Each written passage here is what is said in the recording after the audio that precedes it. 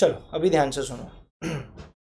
Composition scheme में पहला question, mister Guneet is running a consulting firm and also a readymade garment showroom in Calcutta which is registered in the same pan. ठीक है, मतलब यहाँ पे गुनीत जो है वो एक रेडीमेड गारमेंट शोरूम रन करती है और एक कंसल्टिंग फर्म रन करती है कैलकाटा में, जो कि सेम पैन से रजिस्टर्ड है।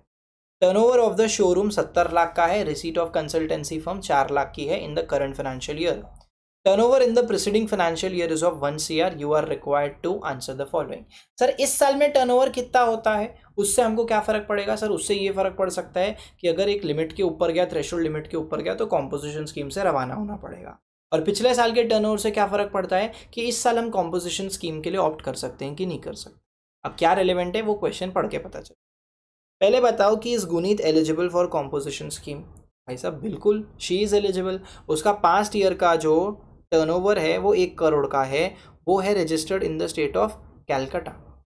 Calcutta comes under rest of India, ये कोई स्पेशल कैटेगरी स्टेट नहीं है, तो वहाँ पे 1.5 करोड़ का लिमिट एप्लीकेबल होता है। ठीक है, तो क्योंकि अपना तो 1.5 करोड़ के अंदर है, अपन तो भैया कर सकते हैं, क्या कर सकते हैं, कॉम्पोजिशन स्कीम में रजिस्टर्ड। लेकिन सर वो सिर्फ गुड्स में थोड़ी डील कर रही है, वो तो कंसल्टिंग फर्म भी दे रही है, services other than restaurant service भी। तो इसका तो मतलब वो 10(1) या 10(2) में तो रजिस्टर नहीं कर सकती। किसने बोला नहीं कर सकती? मार्जिनल सप्लाई ऑफ सर्विस का नाम नहीं सुना क्या, कि भैया पिछले साल के टर्नओवर का 10% या फिर 5 लाख रुपए, whichever is higher, maximum उतना आप services other than restaurant service भी दे सकते हो। पन्ने तो कितने की दी है? 70 लाख की। 70 लाख की दी है क्या? नहीं, 4 लाख की दी है, सॉरी माय बैड, 4 लाख की दी है। तो ये तो 5 लाख से भी कम है भाई, बिल्कुल कर सकती है। ठीक है, देखो, a registered person जिसका aggregate turnover in the preceding financial year did not exceed 1.5 crore in a state or UT may opt for the composition scheme. He may supply services of value not exceeding 10% of the turnover in the state or union territory in the preceding financial year और 5 लाख रुपए whichever is higher. Therefore, in the given case, Guneet का जो turnover है वो 1.5 करोड़ से कम का है। ठीक है, तो वो एलिजिबल है in the current year for availing composition scheme. He can supply या she can supply the services of value not exceeding 10 lakh रुपए। अपन ने तो 4 ही दी हैं। ठीक है, in the present case since he is providing services with in the limits prescribed, he is eligible for composition scheme. बहुत बढ़िया सर। दूसरा क्वेश्चन इसका क्या बोल रहा है, is it possible for Guneet to opt for the composition scheme only for the showroom? गलत sir. Uniform adoption across the PAN का एक पॉइंट अपन ने पढ़ा था अपने कॉन्सेप्ट नोट्स में, कि अगर एक पैन पे आपके कोई भी क्या कहते हैं मल्टीपल धंधे हैं, एक नंबर पे मल्टीपल धंधे हैं, या एक पैन पे मल्टीपल रजिस्ट्रेशंस भी हैं, भाई साहब आपको uniform adoption across the pan करना पड़ेगा। It is not possible for Guneet to opt for composition scheme only for the showroom, as all the registrations under the same PAN have to opt for the composition scheme. ये रह गया guys, right? आ जाओ next question, question number 9 पे। ये वाला question बहुत important है, यहाँ पे एक ट्रिकी पॉइंट बताऊंगा। ठीक है, इंस्टीट्यूट अगर चाहे तो वहाँ घुमा सकता है, और लोग घूम जाते हैं। फाइनल लेवल में टेस्ट सीरीज में मैं घूम गया था। ठीक है, फाइनल लेवल पे चलो सुनो। स्वामीनाथन ने अपना धंधा चालू करा था सप्लाइंग जूतों का, ठीक है, जूते सप्लाई करने का, इन the state of Kerala on 1 अप्रैल। जब कभी भी स्टेट पढ़ो ना, कोशिश करो उसको हाईलाइट करने की, आगे काम आएगा। He makes only intra state supplies, बहुत अच्छी बात है। अप्रैल से जून क्वार्टर का जो टर्नओवर है 20 लाख का है, जुलाई से सितंबर क्वार्टर का जो टर्नओवर है 100 लाख का है। अच्छा जी, 1/4 of his total turnover in each of the quarters was exempt from GST. सारे क्वार्टर्स में जितना भी वो सप्लाई कर रहा है उसमें से 1/4 ऑफ द सप्लाई जो है एग्जेम्प्ट है। Being eligible for composition scheme, Swaminathan got himself registered under the composition scheme. क्योंकि कॉम्पोजिशन स्कीम के लिए एलिजिबल था तो उसने रजिस्ट्रेशन करवा लिया विथ इफेक्ट फ्रॉम 1 जुलाई। ठीक है, क्यों 1 जुलाई? क्योंकि सर टर्नओवर जैसे ही आपका 20 लाख के ऊपर जाता है, इन केस ऑफ क्या कहते हैं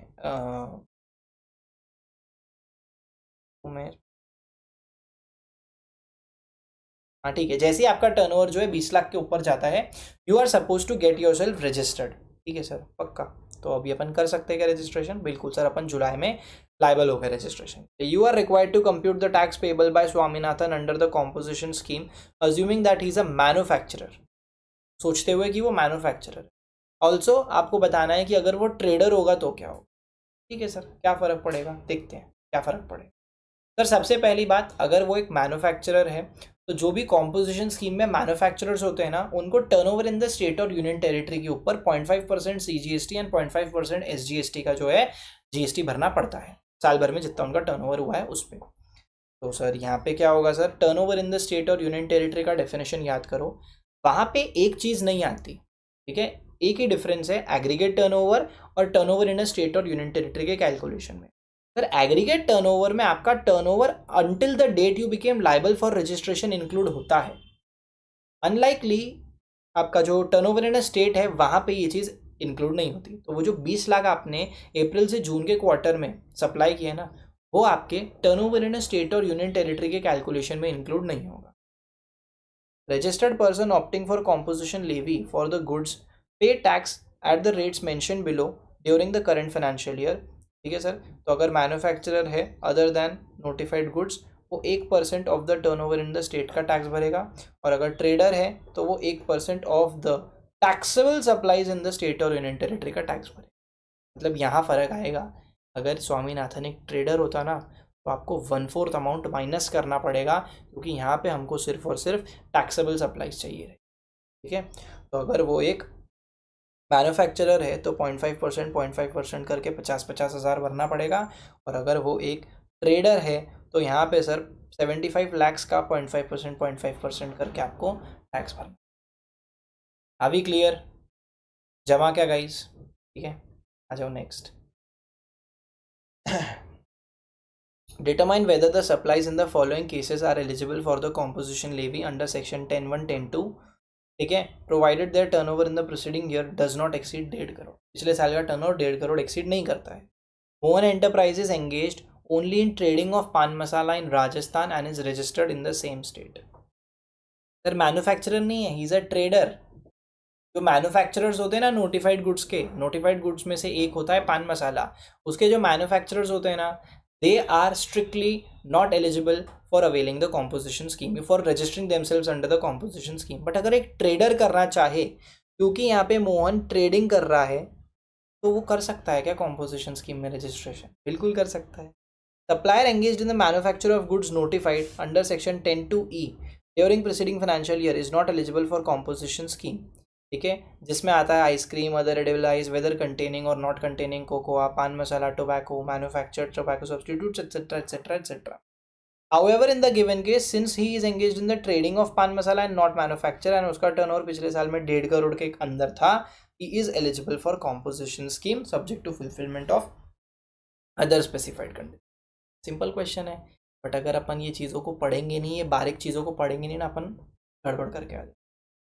ठीक है, Sugam Manufacturers has registered office in Punjab and Haryana and sells goods manufactured by it in the neighboring states. अरे मेरे भाई क्या कर रहा है, क्योंकि तू नेबरिंग स्टेट्स में माल बेच रहा है, इसका मतलब तू इंटरस्टेट सप्लाई कर रहा है, और अगर क्योंकि तू इंटरस्टेट सप्लाई कर रहा है तो मेरे भाई you are not eligible for composition scheme, you are not eligible for registering yourself under the composition. Clear है क्या भाई लोग? ये था आपका 10th question. Let's move on to the 11th question. क्या बोल रहा है 11th क्वेश्चन? करना क्या है sir? You are required to advise whether it can, परसी पढ़ते क्वेश्चन। वेडिंग बेल्स एक वेडिंग फोटोग्राफर है who has commenced providing pre-wedding shoot services in Jaipur from the beginning of the current financial year। इसी साल से from the beginning of the current financial year इन्होंने अपना काम धंधा चालू करा है, मतलब ये इनका पहला साल है, मतलब ये इनका पहला साल है। It has provided the following details of the turnover for the various quarters till दिसंबर 2024। पहले क्वार्टर में 20 लाख का सेल, दूसरे क्वार्टर में 30 का, तीसरे क्वार्टर में 40 का। आप लोग किस में इन्वॉल्व हो? आप लोग सर्विस प्रोवाइडर हो, वेडिंग फोटोग्राफर्स, आप लोग सर्विस प्रोवाइडर हो। तो आप लोगों को रजिस्ट्रेशन करने की जिम्मेदारी कब आएगी, लाइबिलिटी कब आएगी? जब आपका टर्नओवर 20 लाख से ऊपर जाएगा। तो आपका टर्नओवर 20 लाख से ऊपर कब जा रहा है सर? जून एंड पे जा रहा है, यानी कि 1 जुलाई को आपको लाइबिलिटी टू रजिस्टर आ जाएगा। अब यहाँ पे सर आपको, अगर आपका पहला साल है तो फिर तो पिछले साल का टर्नओवर वाला कंडीशन आप चेक ही नहीं कर सकते। आप सिंपली बोल सकते हो you are eligible for registering yourself under the composition scheme. बराबर है, क्योंकि आपका स्टेट भी इन्होंने मेंशन करा है, जयपुर यानी कि राजस्थान इज द स्टेट, तो वहाँ पे तो 1.5 करोड़ की लिमिट एप्लीकेबल होती है। बराबर, तो अपन रजिस्ट्रेशन कर सकते हैं। कहाँ पे सर? अपन रजिस्ट्रेशन कर सकते हैं कॉम्पोजिशन स्कीम में। लेकिन सर आप एक चीज़ भूल गए, यहाँ पे आप सर्विस प्रोवाइडर हो तो आप पे 1.5 करोड़ की लिमिट नहीं लगेगी, आप पे 50 लाख की लिमिट लगेगी मेरे भाई। कि जैसे ही टर्नओवर 50 लाख के ऊपर होएगा आपको कॉम्पोजिशन स्कीम से रवाना होना पड़ेगा। ठीक है सर, तो यहाँ पे तो लाइबिलिटी टू रजिस्टर आ रहा है, और यहाँ 30 लाख पे जो है आप क्या कर सकते हो, कॉम्पोजिशन स्कीम में रजिस्ट्रेशन 6% की रेट से जीएसटी भर सकते हो। लेकिन ये जो अक्टूबर और दिसंबर वाला, अक्टूबर से दिसंबर तक का जो क्वार्टर है, वहाँ पे जो 40 लाख की सप्लाई आपने करी है ना, ये आप कॉम्पोजिशन स्कीम में टैक्स नहीं भर पाओगे, क्योंकि now that your turnover has reached 50 lakh का लेवल, अब आपको शिफ्ट होना पड़ेगा कॉम्पोजिशन स्कीम से। एंड कॉम्पोजिशन स्कीम से अगर आप शिफ्ट हो जाओगे तो आपको फिर जीएसटी एप्लीकेबल टैक्स रेट्स जो है 18% उससे भरना पड़ेगा। ठीक है guys, wedding bells wishes to pay tax at the lower rate and opt for the composition scheme, you are required to advise it whether it can do so and calculate the amount of tax payable for each quarter. बिल्कुल कर सकते हैं। Tax का amount यहाँ पे 0 आएगा, क्योंकि sir turnover until the date you became liable for registration पे जीएसटी नहीं भरना पड़ा। ठीक है सर, यहाँ पे टैक्स आपको सर 6% की रेट से आएगा। ठीक है, 30 लाख पे 6% लगा लो, कितना होगा, 6% कितना होगा, 10,800, नहीं 1 lakh, 1 lakh 1 lakh 1,80,000, I am not wrong, 1,80,000 आना चाहिए, 90 आएगा शायद, बराबर है। हाँ 1,08,000। और यहाँ पे सर आपको जो है जीएसटी भरना पड़ेगा @18, यहाँ पे आपको @18%, यानी कि 7,20,000 का जीएसटी पड़ेगा। और इतनी देर से जो मैंने बड़बड़ करी है वो यहाँ पे नीचे 10(2)A में अगर आपका टर्नओवर पिछले साल में 50 लाख तक का था तो आप एलिजिबल होते हो कॉम्पोजिशन स्कीम के लिए। बट इन्होंने तो अपना धंधा अभी चालू करा है और इनका एग्रीगेट टर्नओवर 0 होगा, consequently in the current financial year ये लोग एलिजिबल होंगे। रजिस्टर्ड पर्सन जो कि ऑप्ट करता है उसको यहाँ पे 3% CGST प्लस 3% SGST की रेट से टैक्स भरना पड़ता है। ठीक है, अब वेडिंग बेल्स जो है एलिजिबल है, उनका टर्नओवर 20 लाख एक्सीड करता है। ठीक है सर, थ्रेशोल्ड लिमिट से, तो वो रजिस्ट्रेशन करवा सकते हैं under the composition scheme. Option of the registered person to avail composition scheme for the services shall lapse with effect from the date on which the aggregate turnover during financial year exceeds the threshold limit of 50 lakh. बिल्कुल सही बोला। अब यहाँ पे sir आपको tax payable under composition scheme turnover in a state की बात करते हैं सर, और इसमें sir shall not include the value of supplies from first day of April up to of the financial year up to the date on which the person became liable for registration. Simply बोलूँ तो turnover in a state does not include the value of supplies made until the date on which the assessee became liable for registration. Thus, for determining the turnover in the state for the payment of tax under composition scheme for the services, अप्रैल से जून का 20 लाख का quarter जो turnover है shall be excluded. 30 lakh के ऊपर 6% की rate से आपको 1,08,000 का टैक्स भरना पड़ेगा। For the purposes of computing aggregate turnover of a registered person for determining his eligibility to pay tax under this section, aggregate turnover includes the value of, बताया कि एग्रीगेट टर्नओवर के लिए अपन वो value until the date you became liable for registration को include करते हैं sir. While computing aggregate turnover, ठीक है, for determining eligibility of the wedding bills to pay tax under composition scheme, ये इंक्लूड किया जाएगा। फिर से वही लाइन को रिपीट, कोई खास बात नहीं है। जुलाई से सितंबर का जो क्वार्टर है वहाँ पे आपका टर्नओवर जो है 50 लाख के ऊपर चले जाता है। तो जो अगला क्वार्टर है, last quarter, that is the third quarter, वहाँ पे सर आप लोग का option to avail composition scheme shall lapse by the end of July September quarter, and उसके बाद सर आपको 18% की रेट से जीएसटी भरना पड़ेगा। तो इवेंचुअली अप्रैल से जून के क्वार्टर में कुछ भी नहीं, जुलाई से सितंबर के क्वार्टर में 6% ऑफ 30 लाख 1,80,000, और अक्टूबर से दिसंबर में 18% ऑफ 40 लाख यानी कि 7,20,000। This is going to be your answer. समझा क्या सर? हेलो उज्जवल भाई, क्या हाल चाल? क्लियर है बॉस? तो ये था आपका क्वेश्चन। ये क्वेश्चन अगर आया तो 6 नंबर का भी आ सकता है, इस टाइप का। चलो अब देखना, कॉम्पोजिशन का जब चैप्टर कंप्लीट होगा ना अभी, तो आपको ऐसा लगेगा भाई हर टाइप के तो क्वेश्चन कवर हो। देखो यहाँ पे क्या बोला है, पी लिमिटेड एक रजिस्टर्ड पर्सन है, provided the following information for the month of अक्टूबर 2023। ठीक है, करना क्या है, GST is payable on reverse charge for the GTA services बोला हुआ है. Explain the meaning of aggregate turnover of the under the section 2 subsection 6 2 clause 6 of the CGST Act and compute the aggregate turnover of P Limited for the month of October. All amounts are exclusive of GST. ठीक है sir. Basically aggregate turnover क्या होता है, यहाँ पे सब कुछ आ जाता है except inward supplies under reverse charge mechanism. ठीक है. उसके बाद में सर आपने जो भी इनकम टैक्स ये अपने जीएसटी के जो भी टैक्सेस अमाउंट है वो इंक्लूड नहीं होते. टीसीएस इंक्लूड नहीं होता क्योंकि वो एक इंटरिम लेवी होता है. बाकी तो सारी चीज़ें इंक्लूड होती है. टैक्सेबल सप्लाई, एग्जेम्प्ट सप्लाई, जो आपने एक्सपोर्ट किए वो भी हो जाता है. Turnover up to the date you became liable for registration भी आ जाता है. स्टॉक ट्रांसफर भी आ जाता है. बराबर है, समझ में आ गया guys. All taxable supplies, exempt supplies, export of goods and services और both interstate supplies same PAN to be computed on all India basis, but excluding बोला है. ठीक है, excluding CGST, SGST, IGST and the value of inward supply जिस पे reverse charge mechanism में आपको GST भरना पड़ता है. अब बात कर लेते हैं सर एग्रीगेट टर्नओवर में क्या क्या चीज़ें आएगी. सर इंट्रास्टेट आउटवर्ड सप्लाई आएगा, बिल्कुल आएगा. सर इंटरस्टेट एग्जेम्प्ट सप्लाई आएगा, बिल्कुल आएगा. टर्नओवर ऑफ एक्सपोर्टेड गुड्स बिल्कुल आएगा सर. ठीक है. उसके बाद में सर पेमेंट ऑफ IGST नहीं आएगा. CGST, SGST नहीं आएगा. कस्टम्स ड्यूटी आ जाएगा. Payment made for availing GTA services, आपने जीटीए सर्विसेज अवेल करी है और आपने पेमेंट किया, मतलब यू आर अ रेसिपिएंट. और नीचे लिखा है कि जीटीए सर्विसेज जो है रिवर्स चार्ज मैकेनिज्म में टैक्सेबल होती है, मतलब रिसिपिएंट को ही जीएसटी भरना है. और अभी मैंने आपको बोला कि inward supplies on which GST is payable under reverse charge mechanism आपके एग्रीगेट टर्नओवर के कंप्यूटेशन में नहीं आता.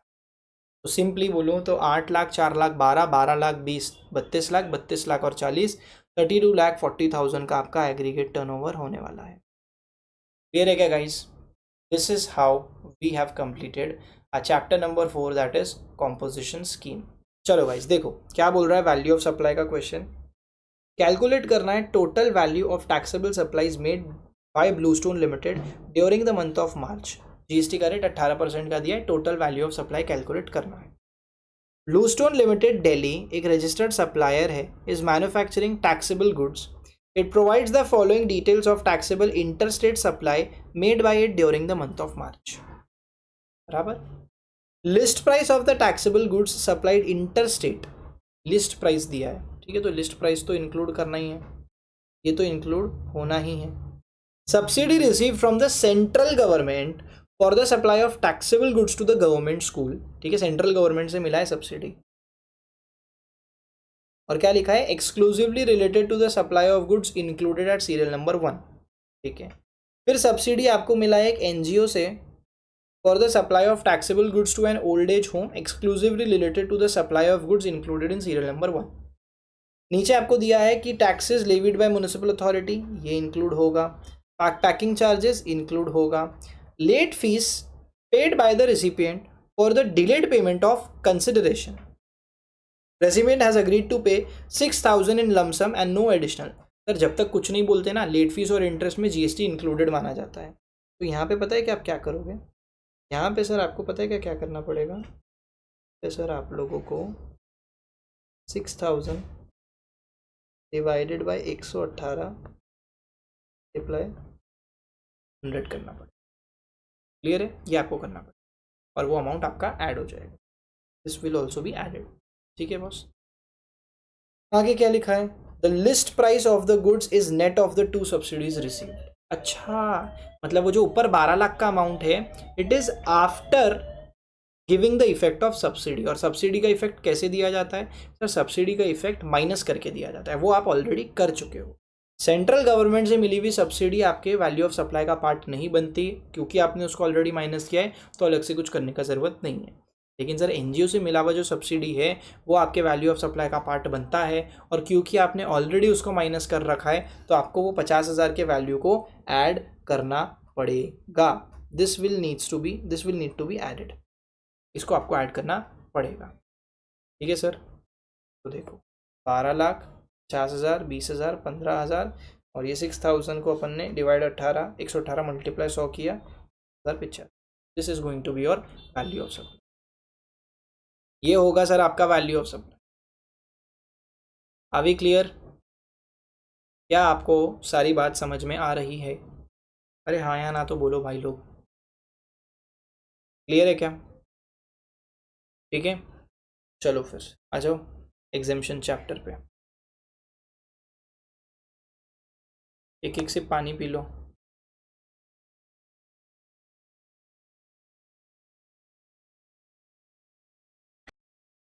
क्या बोल रहा है देखो भाई, प्लेस ऑफ सप्लाई में music sera private limited owned by Nitish Dani, a famous classical singer, wishes to organize private limited enters into a contract with an event management company Supriya Private Limited for organizing the said music concert at an agreed consideration of 10 lakh रुपये।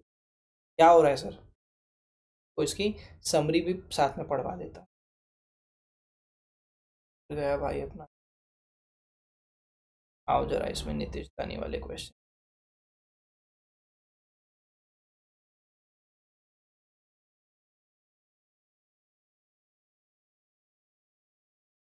हाँ भाई, ठीक है, आ जाओ इधर।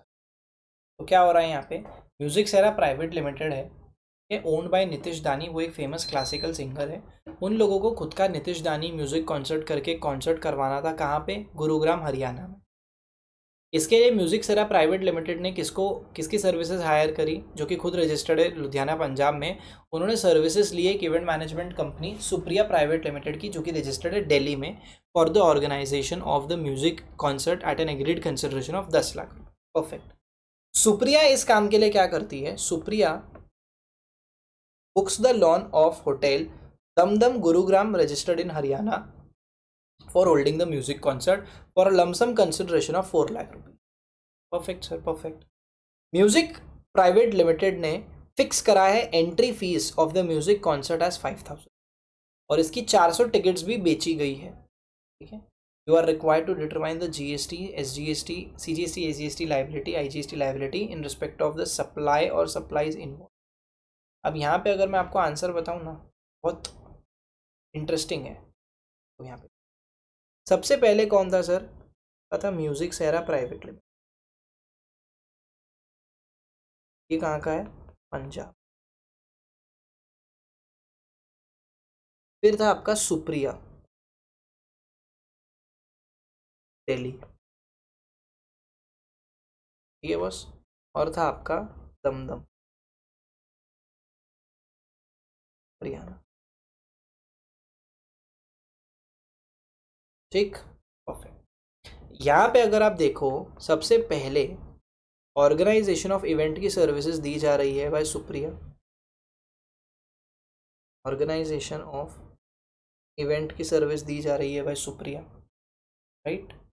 Hotel Dumdum जो है वो इनको सर्विस दे रहा है इमूवेबल प्रॉपर्टी से related, service related to immovable property, बराबर। और तीसरी सर्विस जो दी जा रही है ना, वो ये लोग दे रहे हैं अपने ऑडियंस को एडमिशन सर्विस। तो ये लोग दे रहे हैं ऑडियंस एडमिशन की सर्विसेज। क्लियर है? ये पूरे क्वेश्चन का समरी है। ठीक है, यहाँ पे वैल्यू 10 लाख की है, यहाँ पे वैल्यू @ 4 लाख की है, यहाँ पे आपका वैल्यू जो है वो 5000 की 400 टिकट्स।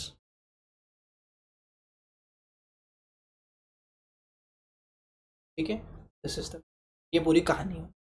आओ देखो सर, सबसे पहला supply provided by music sera to the audience. ठीक है, दूसरा सुप्रिया के द्वारा to the music vehicle by the way of organizing. Hotel Dumdum Supriya को by the way of accommodation in hotel launch for organization of the music concert. Clear है? ये 3 services involve. अब यहाँ पे अगर आप टेक्निकली देखोगे तो आपका प्लेस ऑफ सप्लाई क्या निकल के आएगा सर? अगर अपन बात करें ऑर्गेनाइजेशन ऑफ एन इवेंट की, और वो सर्विसेज अगर एक रजिस्टर्ड पर्सन को दी जाती, ठीक है, तो ऐसे केसेस में अपन रजिस्टर्ड पर्सन का लोकेशन को प्लेस ऑफ सप्लाई कंसिडर करके चलते हैं, राइट। अगर आप लोगों को याद ना आ रहा हो तो मैं आपको थोड़ा सा याद दिलाया जाए आप लोग।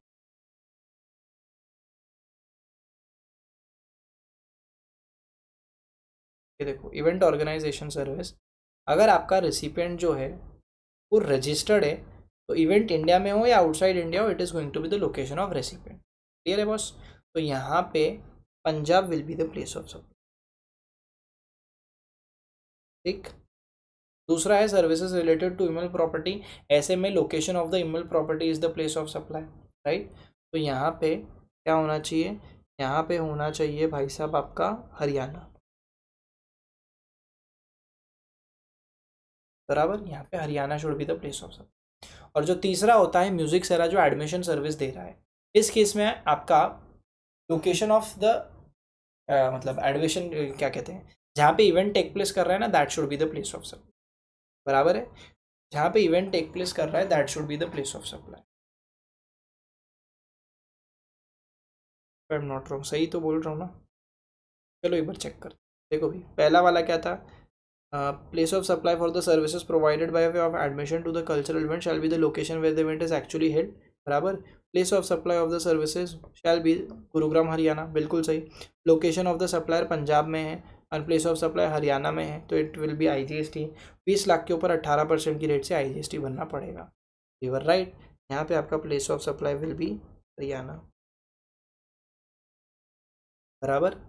आगे सुनो, नेक्स्ट वाले सप्लाई में क्या होने वाला है, stipulates that the place of supply of services provided by way of organization to a cultural event is the location of such person, और लोकेशन ऑफ सच पर्सन क्या है, लुधियाना पंजाब, और अब सप्लायर कहाँ है, दिल्ली का, तो it is going to be again IGST will be leviable.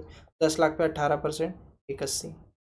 तीसरा होता है place of supply of services by way of accommodation in immovable property is the location of the immovable property, बराबर। तो ऐसे केसेस में Gurugram Haryana will be the place of supply, और यहाँ पे अपना सप्लायर खुद उसी स्टेट का है, होटल दमदम, ठीक है। तो यहाँ पे CGST SGST एप्लीकेबल होगा 9% की रेट से 4 लाख के ऊपर, 36,000 और 36,000, समझ गया मामला। आखिरी में इन्होंने एक और एक खास पॉइंट बोला था कि will your answer be different if the price पर टिकट इज 450। भाई साहब अगर कोई म्यूजिक कॉन्सर्ट में price of the ticket is less then 500 ना, वो एग्जेम्प्ट होता है, ठीक है। ये अपन ने एग्जेम्पशन चैप्टर में पढ़ा था। If price of the ticket is fixed at 450, answer will change in respect of the supply of services provided by way of admission to music concert. बाकी दोनों नहीं, सिर्फ एडमिशन ऑफ म्यूजिक कॉन्सर्ट में, क्योंकि sir it is less then 500, ठीक है। समझ में आया क्या, वो एग्जेम्प्ट होता है if it is not more than, यानी कि अप टू 500 में वो एग्जेम्प्ट हो जाएगा। क्लियर है बॉस, ये था आपका क्वेश्चन नंबर 19। आ जाओ अगले क्वेश्चन पे, क्या बोल रहा है, with reference to the GST law determine the place of supply with reasons in the following independent circumstances.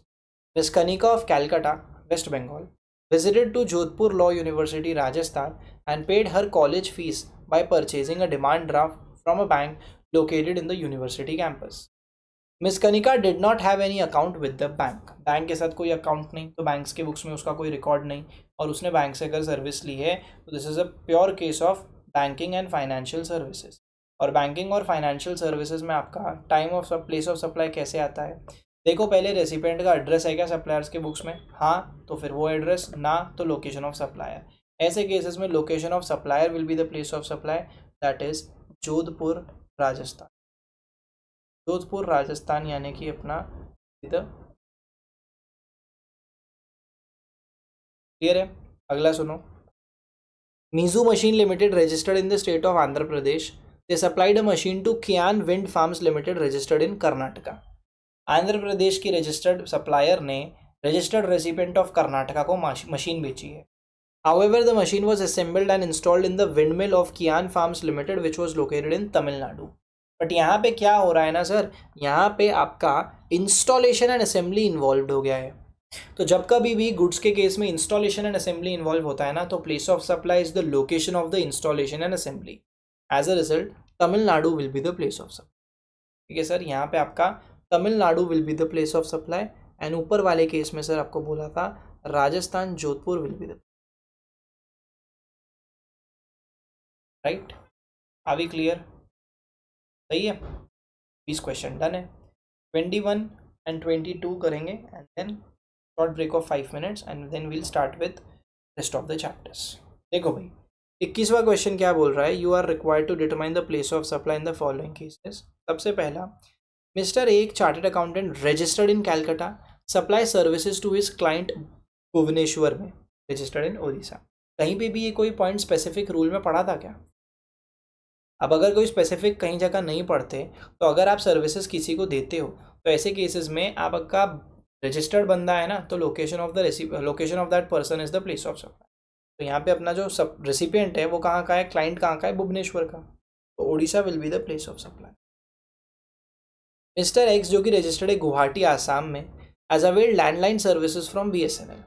The telephone is installed in the residential premises in Calcutta, and the billing address of the office is the office of Mr. X in Guwahati.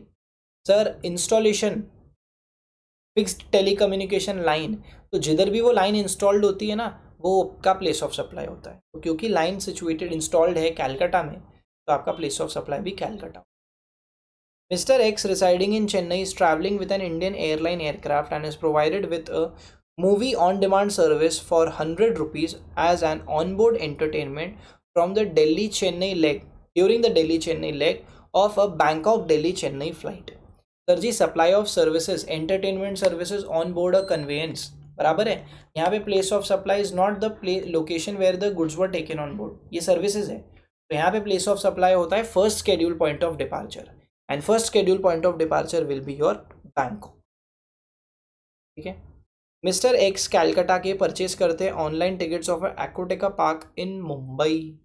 भाई साहब, अगर आप कोई भी ticket purchase करते हो ऐसे कोई पार्क्स वार्क्स का, ठीक है, एंट्री टिकट, तो location of the place where the park is situated और the event is going to be held will be the place of supply.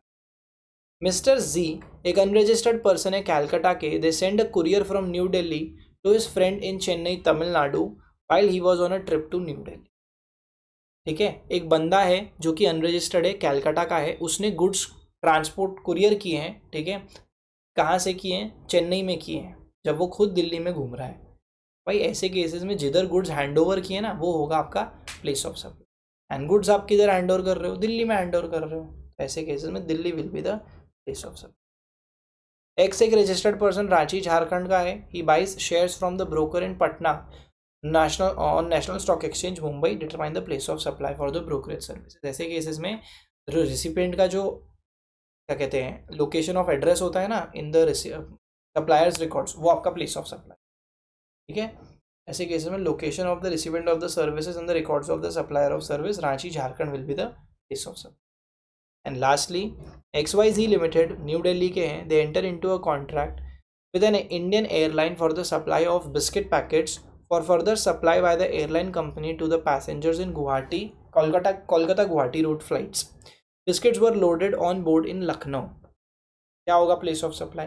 Sir सबसे पहले अपन ने तो गुड्स दिए हैं, XYZ लिमिटेड ने इंडियन एयरलाइन कंपनी को गुड्स दिए हैं, तो जिधर भी गुड्स का मूवमेंट टर्मिनेट होता है that is going to be the place of supply. Lucknow में दिए तो Lucknow will be the place of supply. अब वो लोग लखनऊ को ही अपनी फ्लाइट में, लखनऊ में ही उस गुड्स को, बिस्किट्स को फ्लाइट में चढ़ा देते हैं इंडियन एयरलाइन कंपनी, और फिर अपने पैसेंजर्स को वो लोग फ्लाइट में टिकट क्या कहते हैं फ्लाइट में बिस्किट्स बांटते हैं। तो यहाँ पे गुड्स बांटे जा रहे हैं ऑन बोर्ड कन्वेंस, तो प्लेस ऑफ सप्लाई क्या होगा, location where the goods were taken on board and they were taken on board in Lucknow, तो Lucknow will be the place of. Clear है क्या गाइस? ये क्वेश्चन CA फाइनल में आया था 9 मार्क के लिए, बट इस क्वेश्चन को अगर आप अच्छे से कर लोगे तो आपके खुद के काफ़ी सारे पॉइंट्स यहाँ पे रिवाइज हो जाएंगे अच्छे। ठीक है गाइस, चलो अभी देखो जनवरी 2026 में एग्जाम RTP में आया था ये। प्लेस ऑफ सप्लाई बताओ फॉलोइंग केसेस में।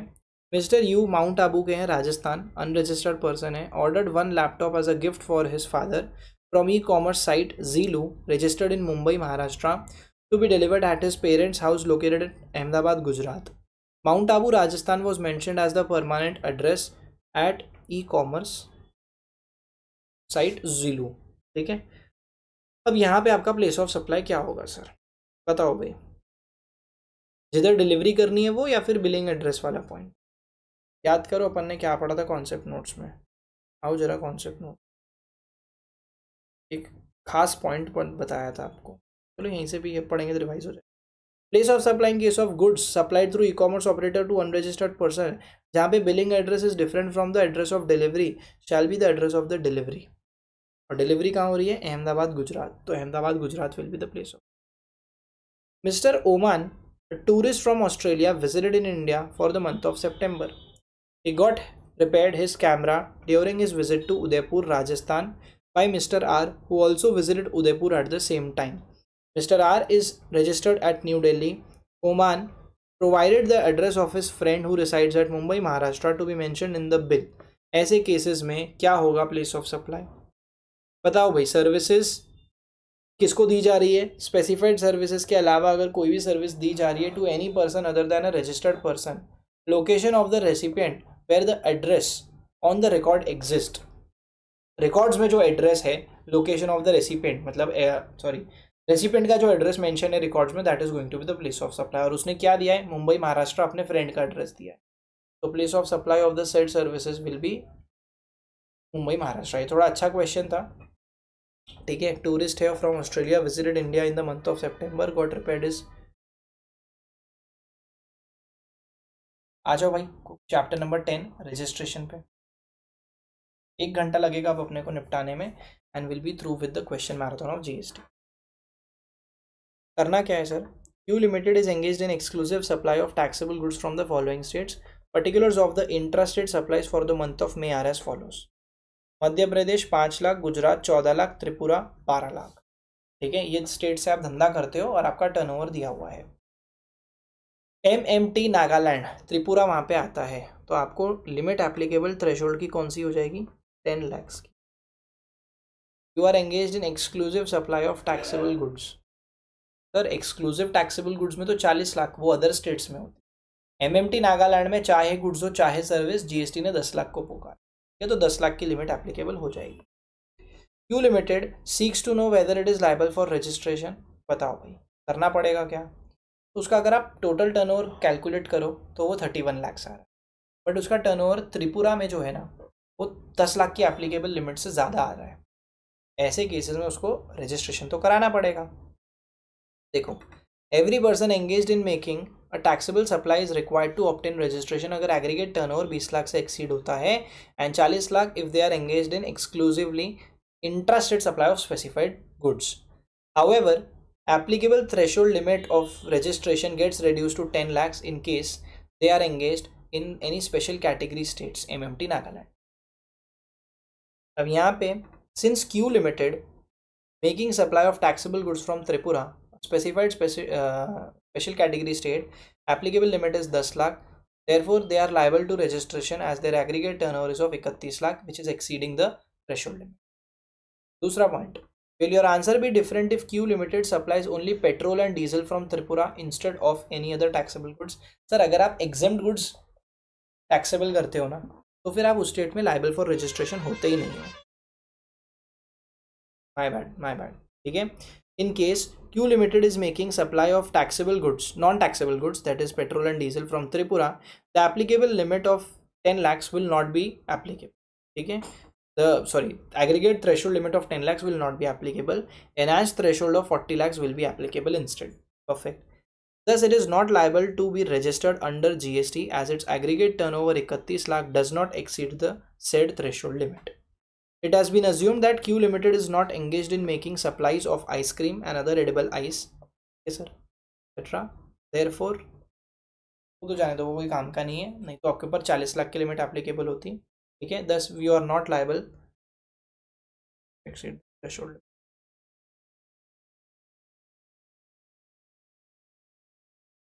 ठीक है, क्योंकि आप सिर्फ और सिर्फ गुड्स में डील करते हो। बाकी के गुजरात और मध्य प्रदेश से, त्रिपुरा से डीजल और पेट्रोल है ना, बाकी जगह से तो एक्सक्लूसिवली टैक्सेबल गुड्स में हो, तो वहाँ पे 40 लाख की लिमिट लगेगी, कंसिडरिंग कि आप कोई भी नोटिफाइड गुड्स में डील नहीं करते, ठीक है। तो क्योंकि आपका एग्रीगेट टर्नओवर जिसमें एग्जेम्प्ट सप्लाईज इंक्लूड की जाएगी 12 लाख की, वो 31 लाख का आ रहा है, which is less than 40 lakhs, you are not required register. आओ भाई क्वेश्चन नंबर 30 पे आओ। देखो क्या बोल रहा है, राइट ऑयल्स एक अनरजिस्टर्ड एंटिटी है located in UP, is engaged in the supply of machine oil and high speed diesel, ठीक है। मशीन ऑयल और हाई स्पीड डीजल में डील करते हैं।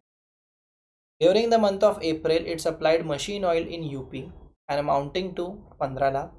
Also, it supplied high-speed diesel in UP amounting to 10 lakhs. Further, it supplied machine oil in Punjab from its branch located in Punjab amounting to 10 lakhs. अच्छा जी, एक branch से दूसरी branch में 10 लाख रुपए का मशीन ऑयल। बताओ भाई, right oils liable for registration है या फिर नहीं? सर ऐसा है ना, राइट ऑयल्स जो हैं वो लोग किस चीज़ में डील कर रहे हैं? वो लोग डील कर रहे हैं सर आपके हाई स्पीड डीजल वाले पॉइंट पे और मशीन ऑयल में, और उसके अलावा मशीन ऑयल भी सप्लाई करते हैं, बराबर है, मशीन ऑयल ही तो सप्लाई कर रहे हैं, ठीक है, बराबर है, मशीन ऑयल सप्लाई कर रहे हैं, तो एक्सक्लूसिवली गुड्स में डील कर रहे हैं, कहीं पे भी सर्विसेज की बात नहीं की है। देखो अगर आप यहाँ तक पढ़ोगे ना तो इन्होंने बड़बड़ करी है कि 10 लाख की लिमिट लगती है एमएमटी नागालैंड में, 20 लाख की लिमिट लगती है आपके मूसा पीटी में, 40 लाख की लिमिट लगती है सर आपके अगर आप डील करते हो स्पेसिफाइड गुड्स के केस में, ठीक है, समझ में आया क्या? एमएमटी नागालैंड में चाहे गुड्स हो चाहे सर्विस जीएसटी ने 10 लाख को पुकारा, मूसा पीटी में चाहे गुड्स हो चाहे सर्विस जीएसटी ने 20 लाख को, और बाकी सारे स्टेट्स में सर एक्सक्लूसिवली सर्विस में 20 लाख, गुड्स हो exclusively exclusively service as well as goods and services में 20 लाख, और एक्सक्लूसिवली गुड्स हो अदर देन नोटिफाइड वाले तो 40 लाख, ठीक है। अब यहाँ पे ये लोग किस में डील कर रहे हैं? यहाँ पे सर ये लोग राइट ऑयल्स में डील कर रहे हैं, एक्सक्लूसिवली गुड्स में डील कर रहे हैं, तो यहाँ पे 40 लाख की लिमिट एप्लीकेबल हो सकती है, बराबर है। आपने दिल्ली में मशीन ऑयल 15 लाख का बेचा, दिल्ली में हाई स्पीड डीजल 10 लाख का बेचा, और machine oil by the right oils अपनी ब्रांच को 10 लाख का बेचा, 35 लाख का आपका टर्नओवर है, which is less than 40 lakhs, therefore however in the remaining months, ठीक है, तो यहाँ तक के तो उनको लाइबिलिटी रजिस्टर करने की नहीं आएगी अप्रैल तक, बट उसके बाद अगर उनका टर्नओवर बढ़ता है 40 लाख से then in that case they will be liable. ये था पहला पार्ट। दूसरे पार्ट में बोला है what will be your answer if Right Oil supplies the high speed diesel in UP in the capacity of an agent. वो लोग अगर यूपी में एक सेंटर ऑयल्स लिमिटेड करके एक कंपनी है जो कि नॉन रजिस्टर्ड है, उसके एजेंट की तरह काम करते, where the invoices to the customers are issued in the name of Right Oils. अच्छा, एजेंट अपने नाम पे इन्वॉइस इशू कर रहा है, बराबर है, तो क्या एजेंट को रजिस्ट्रेशन कराना पड़ेगा? सर एजेंट को रजिस्ट्रेशन पता है कब कराना पड़ता है? जब वो जिसके बिहाफ पे काम कर रहा है वो खुद रजिस्टर्ड हो, बराबर है, और इन्वॉइस जो है वो एजेंट अपने नाम पे दे रहा हो। देखो sir, provides that an agent who is engaged in making taxable supply of goods on behalf of other taxable person shall be liable for obtaining the registration irrespective of the threshold turnover limit। ठीक है, किसके ऊपर? Taxable person के ऊपर के behalf पे अगर वो गुड्स और सर्विसेज टैक्सेबल सप्लाई करते हैं, तब ध्यान से सुनो, टैक्सेबल सप्लाई करना, टैक्सेबल पर्सन के बिहाफ पे करना, irrespective of the turnover limit agent को रजिस्ट्रेशन कराना पड़ेगा। बट यहाँ पे आपका जो प्रिंसिपल है सेंटर ऑयल्स, वो खुद रजिस्टर्ड नहीं है, अगर वो खुद रजिस्टर्ड नहीं है तो फिर एजेंट को रजिस्ट्रेशन करने की ज़रूरत नहीं है। अच्छा, अगर मान लो आपका प्रिंसिपल रजिस्टर्ड होता तो क्या एजेंट को यानी कि राइट ऑयल्स प्राइवेट लिमिटेड को रजिस्ट्रेशन कराना पड़ता? Answer is no. क्यों सर? कि वो कॉन्सेप्ट एप्लीकेबल होता है अगर आप टैक्सेबल सप्लाई करते हो, आप तो हाई स्पीड डीजल में हो तो एग्जम्प्ट सप्लाई है, तो वहाँ पे भी आपको ये पॉइंट एप्लीकेबल नहीं होगा। In the present case supply high speed diesel on behalf of Center Oils as its agent where invoices to the customers are listed issued in the name of right oils. It shall still not be liable for obtaining the registration since it comes into play only, the section 24 comes into play only when the agent or in any other capacity, okay, making any taxable supply on goods on behalf of taxable person, whereas in the given case rights oils जो है is supplying non taxable goods on behalf of Center Oils जो कि again non registered है। दोनों भी बातें नहीं fulfil. अगर वो रजिस्टर्ड होता भी तो भी आंसर अनचेंज्ड होता, क्योंकि अभी भी हम तो जो है नॉन टैक्सेबल गुड्स ही सप्लाई कर रहे हैं एज अ एजेंट, तो वो पॉइंट हमारे ऊपर एप्लीकेबल नहीं होगा। ये भी बढ़िया क्वेश्चन था। कहाँ का क्वेश्चन है ये? कुछ नहीं है। आओ भाई क्वेश्चन 31 पे आओ। What does this question say? Based on the above information आपको बताना है the following stating the relevant provision. सबसे पहले effective date of registration, period for which the revise tax invoice can be issued and timeline within which such revised tax invoice needs to be issued। ठीक है sir, देखो Rameshwar industries है engaged in the manufacturing of semiconductors in the state of Assam। Perfect। It makes only intrastate supplies। Assam में deal कर रहा है, ठीक है भैया। आसाम में क्या टर्नओवर लिमिट लगेगा सर? 10 लाख? नहीं। तो क्या सर फिर 20 लाख लगेगा? नहीं, 20 लाख भी नहीं लगेगा। तो लिमिट कौन सा लगेगा? 40 लाख लगेगा, क्योंकि आप एक्सक्लूसिवली सेमीकंडक्टर में डील कर रहे हो जो कि कोई स्पेसिफाइड गुड्स के कैटेगरी में नहीं है, और एक्सक्लूसिवली गुड्स में हो तो आप 40 लाख के लिमिट एप्लीकेबल होगी। और वो कब एक्सीड हो रहा है? वो एक्सीड हो रहा है सर 28 अप्रैल। तो यानी कि सर आप लाइबल कब होते हो रजिस्ट्रेशन के लिए? 28 अप्रैल को। आपका डेट ऑफ एप्लीकेशन जो है फॉर द रजिस्ट्रेशन वो है 15 मई का। मतलब आपने लाइबल होने के विद इन 30 डेज अप्लाई कर दिया, बराबर है। सर्टिफिकेट किस दिन मिला? 29th of May. What is going to be the effective date of registration?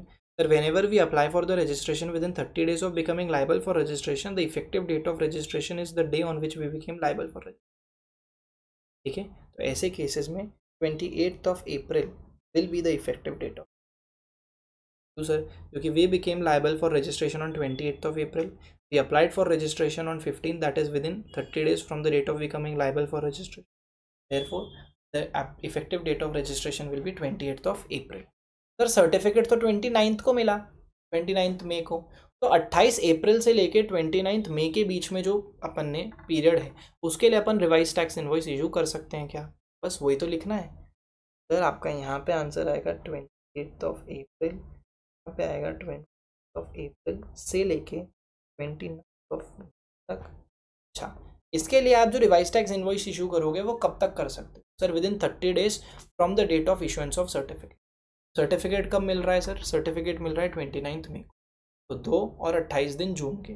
28th of June is the date, 29th June, अच्छा 1 मंथ है, माय बैड 1 मंथ माना जाएगा, 1 मंथ माना जाएगा। 30 डेज के अंदर तो अप्लाई करना पड़ता है, 1 मंथ तक आप रिवाइज टैक्स इनवॉइस इशू कर सकते हो सर्टिफिकेट मिलने के बाद, तो वो आएगा आपका 29th June.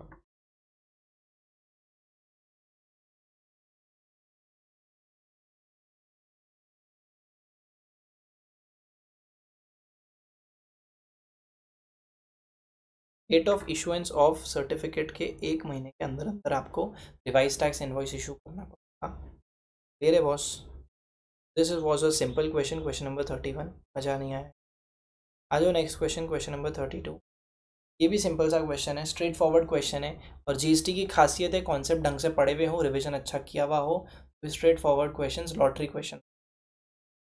Answer the following questions with respect to the casual taxable person. ठीक है भाई, who is a casual taxable person? कौन होता है कैजुअल टैक्सेबल पर्सन?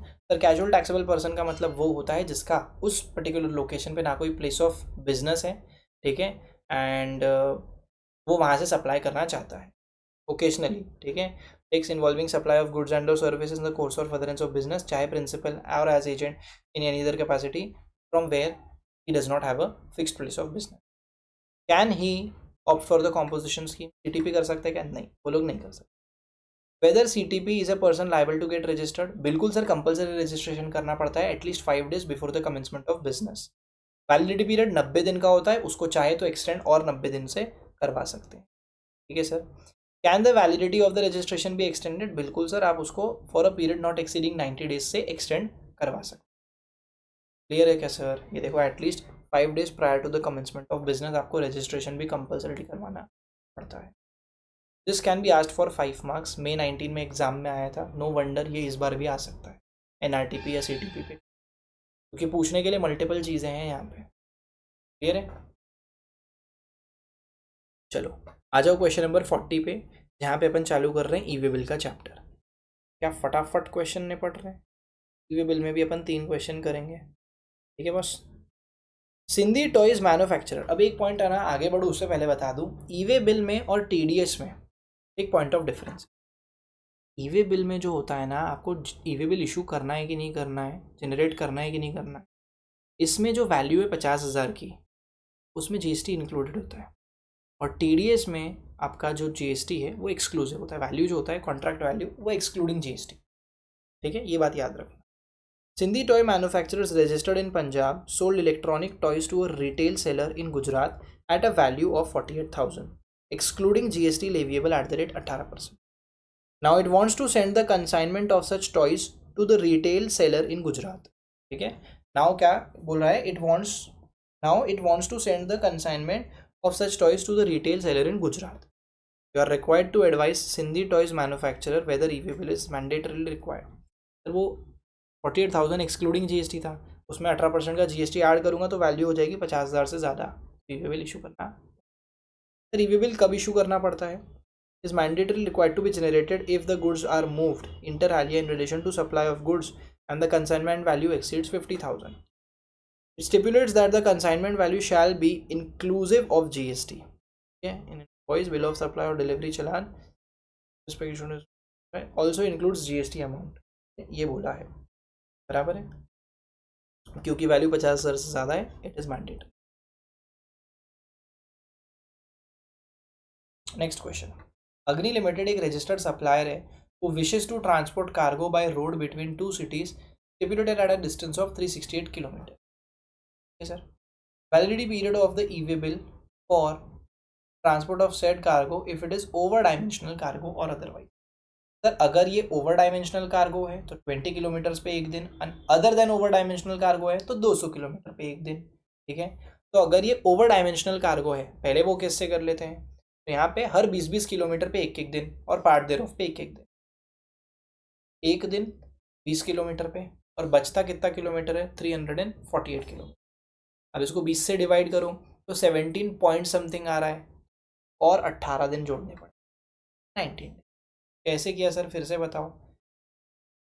पहले 20 किलोमीटर पे तो एक दिन हो गया और बचे हुए किलोमीटर्स में हर 20 किलोमीटर और पार्ट देर ऑफ पे आपको क्या करना है, 1 डेज जोड़ना है। 368 में से 20 किलोमीटर गए तो 348 बचे। 348 को अगर आप 20 से डिवाइड करोगे तो कितना आएगा सर, अगर आप 7 करोगे, 7 नहीं 17 करोगे तो 340 आएगा माइनस, ये 17 पॉइंट समथिंग आएगा, तो पार्ट देर ऑफ के लिए एक दिन और जोड़ना पड़ेगा और 18 डेज प्लस 1 यानी कि 19 डेज इज द वैलिडिटी। ऐसे करना। और अगर other than over dimensional cargo है तो यहाँ पे हर 200 किलोमीटर के लिए, हर 200 किलोमीटर के लिए एक दिन होता है, बराबर है, तो 2 दिन आएगा, विल बी 2 डेज। ठीक है, यहाँ पे वो क्या हो जाएगा, 2 दिन हो जाएगा।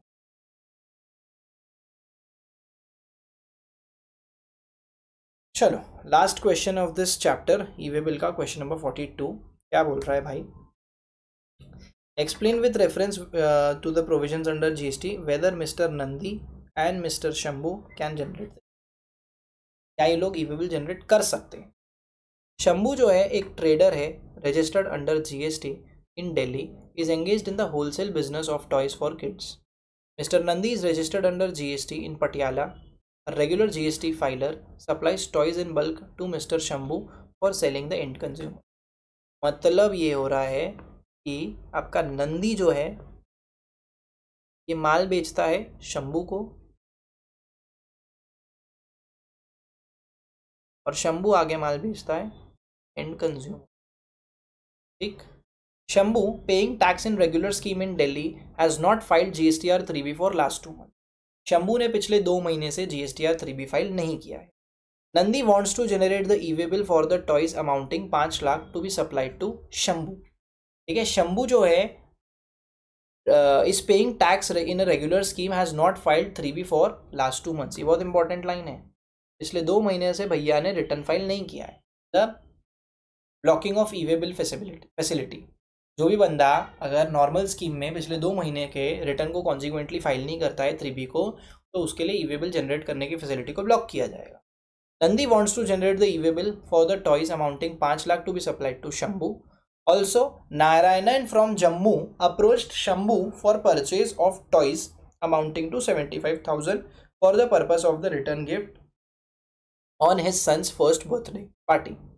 ठीक है, Shambhu wants to generate e-way bill in respect of the said। यहाँ हो क्या रहा है, एक है आपका नंदी, दूसरा है आपका शंभू और तीसरा है आपका नारायणन, बराबर। यहाँ पे सर सबसे पहले इसने इसको 5 लाख के गुड्स दिए और ये इसको 75,000 के गुड्स दे रहा है। 5 लाख के दिए ना भाई, हाँ 5 लाख। ठीक, 5 lakh and 75। Nandi e-way bill generate कर सकता है,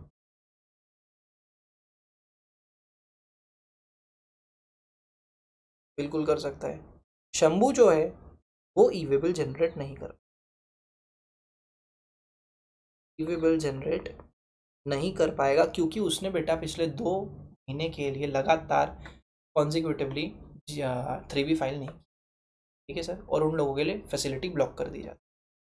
rule 138E of the CGST rules बोलता है contains provisions pertaining to blocking of e-way bill facility, that is disabling generation of e-way bill. A user will not be able to generate e-way bill for a GSTIN if the said GSTIN is not eligible for the e-way bill generation. ठीक है sir, क्या बोल रहा है आगे? बोल रहा है कि provides that blocking of e-way bill GSTIN for the e-way bill generation would only be for the defaulting supplier and not for the defaulting recipient. ठीक है, सप्लायर के लिए होता है, रिसिपिएंट अगर डिफॉल्ट कर रहा है तो ऐसा नहीं होता कि उसके लिए अपने को क्या करना पड़े, डिफॉल्टिंग ई-वे बिल जनरेशन करना पड़े, क्या कहते हैं, ब्लॉक करना पड़े. ठीक है गाइस, अब सुनो मेरी बात. In terms of this rule, person paying tax under the regular scheme who has not furnished the return for a consecutive period of 2 tax periods is considered as a defaulting person. Suspended GSTIN cannot generate e-way bill as a supplier. However, suspended GSTIN can get the e-way bill generated as a recipient or transporter. मतलब कहने का ये है कि शंभू जो है वो e-way bill generate नहीं कर पाएगा क्यों, एज अ सप्लायर. बट अगर वो रिसिपिएंट है तो उसका ई-वे बिल जनरेट हो सकता है क्या, मतलब नंदी कर सकता है क्या? बिल्कुल कर सकता है. देखो आगे क्या लिखा है. In other words, e-way bill generation facility is blocked only in respect of outward movement of the goods of the registered person who is not eligible for e-way bill generation. Okay, e-way bills can be generated in respect of inward supplies of said registered person. Thus, applying the above provisions, there will be no restriction in generating e-way bill by Mr. Nandi, as Mr. Nandi, who is making outward supply, is a regular return filer. E-way bill generation is blocked in case of movement of goods by Shambhu to Narayanan, as it's an outward movement of the goods of Mr. Shambhu, who has not filed GSTR 3B for the past 2 months. समझ में आया क्या guys? ये था आपका question number 42. We are left with only 8 questions and then we will be through with our GST question marathon.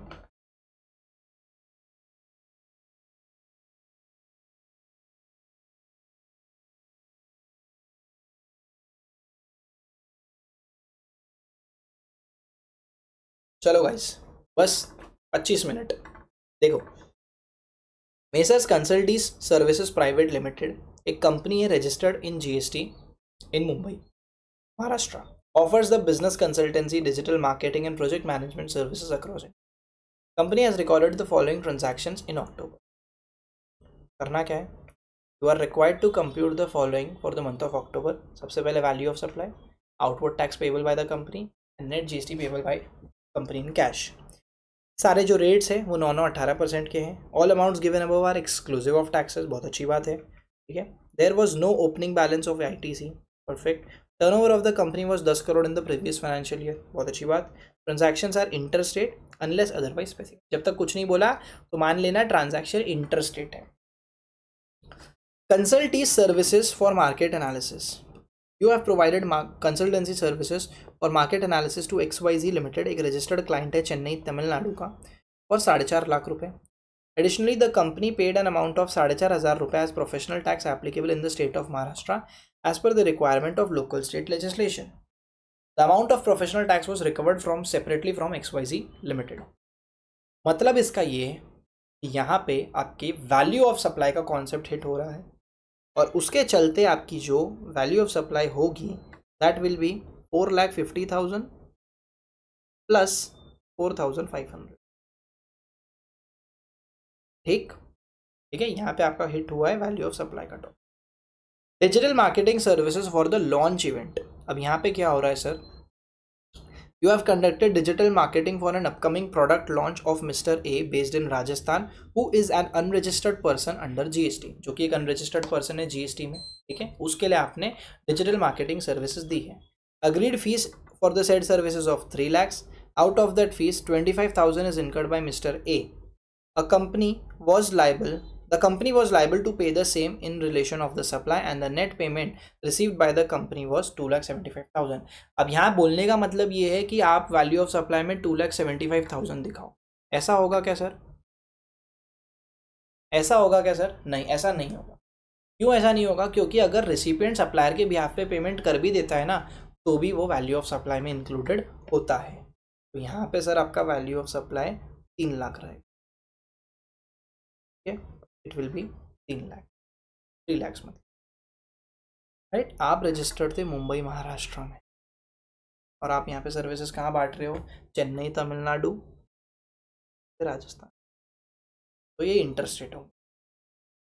अगला देखो, The employees incurred an amount of 50,000 on the travel to Calcutta for the client project and claimed the reimbursement of the same from the company policy. The company charged the expenses from the client on actual.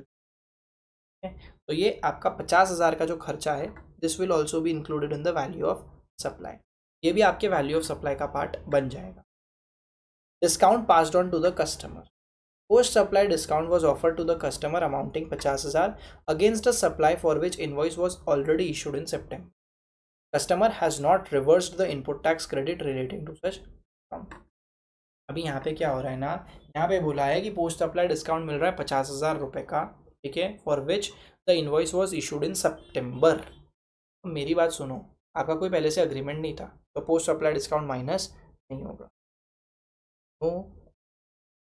To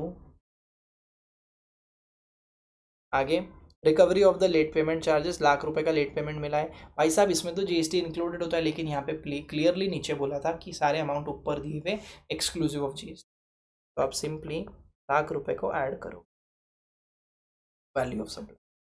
आपने car purchase करी, मतलब यहाँ से लगता है invert चालू होने वाला, ठीक है. अपने को वैल्यू ऑफ सप्लाई निकालना था, वो अपन देख लेते हैं. 4,54,400, फिर 3,50,000, डिस्काउंट माइनस करने का ज़रूरत था नहीं, और आखिरी में 9,04,500. Output tax payable by the company. Output tax payable कितना आएगा, बहुत सिंपल है, इसका 18%, क्योंकि आपने सारी सप्लाईज जो है इंटरस्टेट की थी अनलेस अदरवाइज स्पेसिफिक. आगे बोला है net GST payable in cash, तो उसके लिए पहले आईटीसी देखना पड़ेगा. A car was purchased in the name of the company for the use by the director. Total cost of the car was 10,50,000. इसमें आईजीएसटी 1,50,000. अब मेरी एक बात सुनो, आपने कार लिया था गुड्स ट्रांसपोर्टेशन के लिए, मोटर व्हीकल गुड्स ट्रांसपोर्टेशन के लिए लिया था, तो फिर आपने किसके लिए लिया है other than goods transportation, passenger transportation. क्या यहाँ पे सीटिंग कैपेसिटी ग्रेटर देन 13 है? आपने एक कार ली, कोई कार की कैपेसिटी ग्रेटर देन 13 नहीं होती. यहाँ पे आईटीसी आपका 17/5 में लॉक होगा, इट विल बी लॉक्ड. आगे सुनो, the company paid insurance for the above new car 25,000 which includes IGST. अबे जब कार ही तुम्हारी ब्लॉक्ड है, क्रेडिट उस पर ब्लॉक्ड है, तो यहाँ पे भी 17/5 में तुम्हारा ब्लॉक ही हो. Next, procurement of service. Company received interstate supply of services used for the business purpose, जिस पे जीएसटी 45,000 का पे किया था. Said credit was not restricted. भाई साहब, अगर धंधे के लिए यूज़ की गई सर्विस है तो वहाँ पे आपको क्रेडिट मिल जाएगा, और इंटरस्टेट थी तो क्रेडिट भी आईजीएसटी का मिलेगा. The company sponsored a sports event where in it paid an amount of 2 lakhs to the event organisers. कुछ नहीं बोला तो ये भी इंटरस्टेट होगा, और यहाँ पे आपने रिवर्स चार्ज मैकेनिज्म में कंपनी इसको पे कर रही है, इवेंट ऑर्गेनाइजर्स को पे. और नीचे एक लाइन लिखी थी, ऑल द ट्रांजैक्शंस. हाँ ठीक है, तो यहाँ पे कंपनी ने स्पॉन्सर करा था, तो स्पॉन्सरशिप सर्विसेज इनको मिले थे, इन्होंने पेमेंट किया 2 लाख का, तो रिवर्स चार्ज मैकेनिज्म में इनको ही जीएसटी भरना पड़ा होगा. तो 2 लाख रुपीज़ पे 18%, 36,000 का इनको आईजीएसटी का क्रेडिट और मिला. तो net GST payable and cash निकालते हैं फिर. तो पहले क्रेडिट देखो, पहला कुछ भी नहीं, दोनों ब्लॉक रहेंगे. गाड़ी की capacity less than equal to 13 है, और इसके रिलेटेड दूसरी सर्विस भी ब्लॉक हो जाएगी, और 45 और 31, 81,000 का आपके पास क्रेडिट. अब आपको जीएसटी पेबल इन कैश निकालना था. तुम्हारी टोटल लाइबिलिटी 162,810, 81,000 का क्रेडिट माइनस का पेमेंट था. याद करो, मैंने एक पॉइंट बताया था थोड़ी देर पहले कि अगर रिवर्स चार्ज मैकेनिज्म में कोई भी क्रेडिट लिया है, कोई भी जीएसटी का पेमेंट किया है, तो बाद में फिर से ऐड कर देना कि वो पेबल इन कैश है. ठीक है, तो this is going to be your total GST, net GST payable in cash.